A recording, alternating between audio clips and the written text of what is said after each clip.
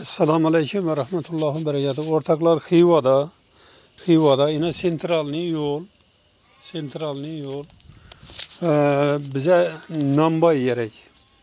Telefonumuz 93 211 0383. Somsa tandırını kurduk. Taza nan tandırını kurduk. İnşallah bu da kalasa suvu bağ, toku bağ, hemme imkaniyeti bağ. İnşallah. Bize bir halal pay namba gerek. Namba. Yine 2 etajı bağ. Bizni ailemiz Hudağa şükür bağ. Kraliçemiz bağ. İyi iş nerseden kemisimiz yok. Fakat kına bize halal pay şurada işlimen dediğin adam gerek. İşlimen dediğin adam gerek. Halal pay işlese merhamet. Katliman dese özü biledi. Yok hecata bana şu balaçağım bilen, eğerim bilen şurada yaşaşa cay verin. Şuna imkan verin.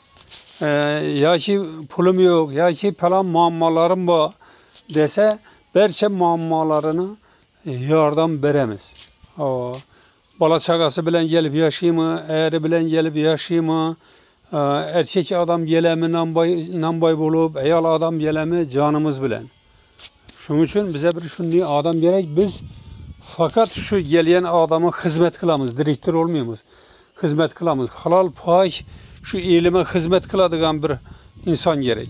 Halal pay şöyle yaşasa yaşap pul tuğup hayatta ne ki muamması boladan bolsa oğlunu öğlentirediğin bolsa ya başka boladan bolsa pul tapadığın iş yeri yolladan bolsa mene merhamet. Merhamet. Gelin elimizden gelen yardımı veremiz.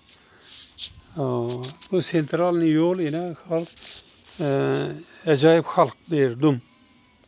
Acayip insanlar yaşaydı böyle. Şunun için birini arenda sorap durgan adamlar köp. Arenda sonra birini balıkhana etemende bir yalvarıp durgan adamlar, neçe yıl oldu yalvarıp durgan adamlar köp.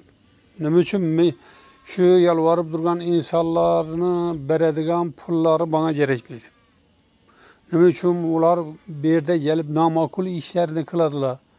Başla hecata da ben bir kembağal insanı koydum.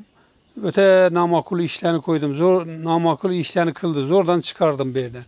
Şunun için halisana kısını bir bende bulsa eğer biz eki ülke bulup şuna yardım verip hayatta ne ki arzusu bulsa şöyle erişine yardım veremiz.